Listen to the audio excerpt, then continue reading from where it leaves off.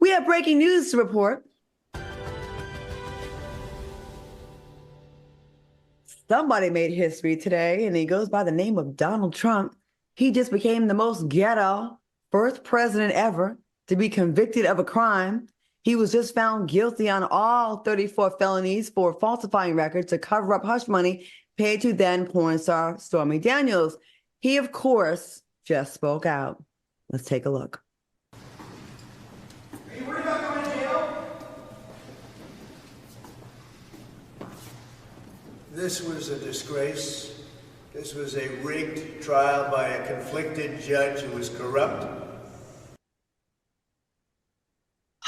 Do you think this case will cause his supporters to become disruptive and a riot? Because we already know how they get down. They cannot control themselves. And do you think he could be headed to prison? Al, what do you think? You know, before I answer those two questions, I want to say he's not the only one that made history today.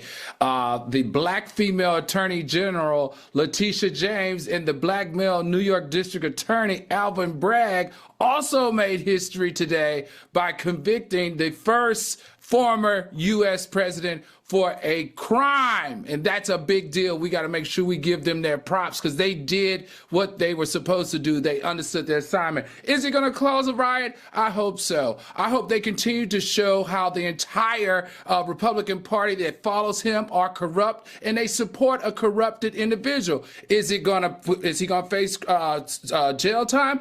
Who knows? But we got a verdict today. Now, there's still the appeal process. We know that, and you can appeal something for 2 to 4 years if your money's long and right. So it's possible that he could still become the president. But the fact that we got a conviction today means more than anything to me. And congratulations to Counselor James and Counselor Bragg. He will be sentenced on July 11th, just days before he is scheduled to be selected as the Republican nominee. This is, like I said, ghetto.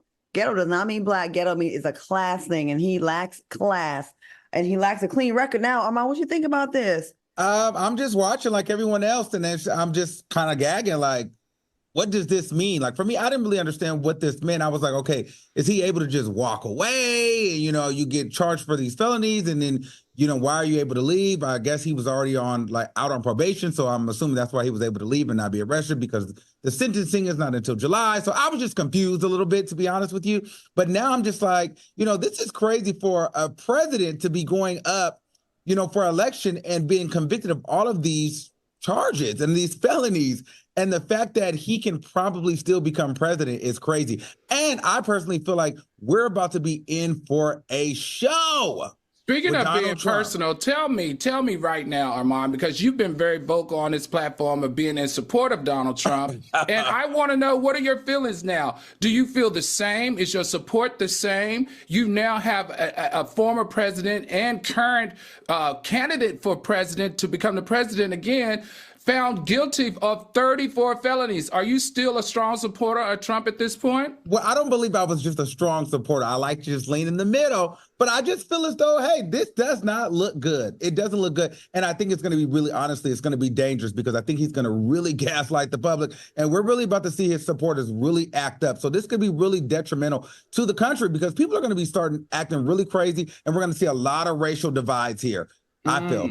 More of the same, because that sounds like his first 4 years in office. That's all it was. And I just want people to remember, I think people forget, when you're in a bad relationship and then you get out of it and then you're single for like a lot of years, you start to romanticize like, oh, maybe it wasn't that bad. He only hit me when he was angry or whatever. And you forget how bad we were locked down during his presidency. That's when inflation started. That's when the ball got rolling. That's when he put all these tariffs on China. That's when the price of steel and wood went through the roof. That started back then, you guys.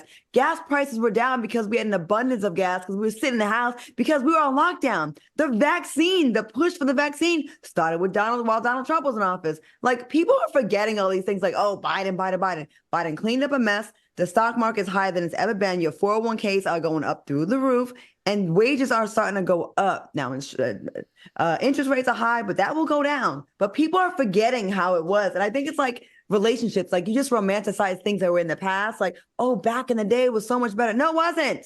We were inside. We couldn't be outside.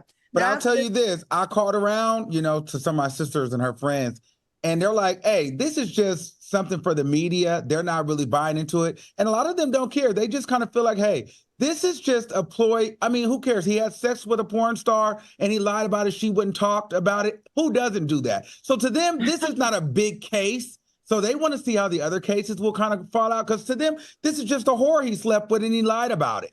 Well, he I don't did a think lot that of that's what he was campaign- charged with. Yeah, he That's did. what they're saying. It's really, see, and that's why we need this kind of show to like educate, because it's not just about that. It's about campaign funding violations. Right. Like you can't say Tax like, fraud. yeah, he lied Money on his laundering. taxes. It's a lot of like those like white collar crimes, and I think people are just seeing porn star Michael Cohen, Donald Trump, and thinking it's not just that, because it's not illegal to sleep with a porn star. You can do your thing. But there's laws when it comes to campaign donations, and some of these things are classified. They're under helping a campaign donations, and that's where. So it's a lot of white collar crimes where people like don't really follow that. It's harder. But let me go ahead and get into some of these comments. Ray Juve says he definitely will not do jail time since he's never been in trouble before. Yeah, first offense, first 34 offenses. And Tisa Davis says hearing guilty 34 times was wild as hell. Yes, it was. And Kev, the creator, says, I low-key hope him and the mega crowd shows out and shows the world their true colors. And Lauren M said he can still be president from jail, which is the crazy part. And Off Kick said, felony friendly, trashy, thirsty, Thursday, presidential nightly news. Yeah, okay, that's a tongue twister. I will say this. For all the smoke this country had for our first Black president who was scandal-free, 0 indictments, and this man is just racking up indictments and historical landmarks like just historical moments in his presidency, all for negative things, twice impeached, 34 counts of felony, found guilty, and to still have the support. This race shouldn't be close. That shows more about the state of our country and our citizens and where their mind is at than these people. Like, why do so many people think it's okay? But there's hope. There's hope. It did not take this jury long to deliberate in order to convict him of 34 counts. There's hope there, Claudia. There's hope, because usually they would, you would have some mole inside that will sway one way or the other. So I feel like there's hope. This could be a change in the tide. I'm hoping, but that's hopeful thinking. I don't agree. I think that this is going to push his base and more people to support him, because I think that Trump, what he's going to do is use this as a political ploy versus making it just like you did something wrong and you got charged. It's going to be all about the politics, and he's going to rile his people up, and people are going to band forces because they're going to feel like, hey, they're trying to take the presidency from Trump. So people are going to go even harder for him because of this. I agree. His base, which is 30 to 35% of the country, I would say not half. But this is an election where we have a problem on the Democratic side with people not just being excited about Biden. So we got to get those people excited. And the independents have said they would not look favorable at a president that was convicted of felony. That was convicted. Yeah, the independents, the ones that could be swayed, the average housewife, like that's a bad look that he's a felony. Of course, to your point, I'm on his base. Heck yeah, they're gonna be super amped, and now one of them is probably gonna miss out on the chance to support him. But we need those people that are undecided. But we're gonna work on you, Armand. We got a few more months to work on you for the election.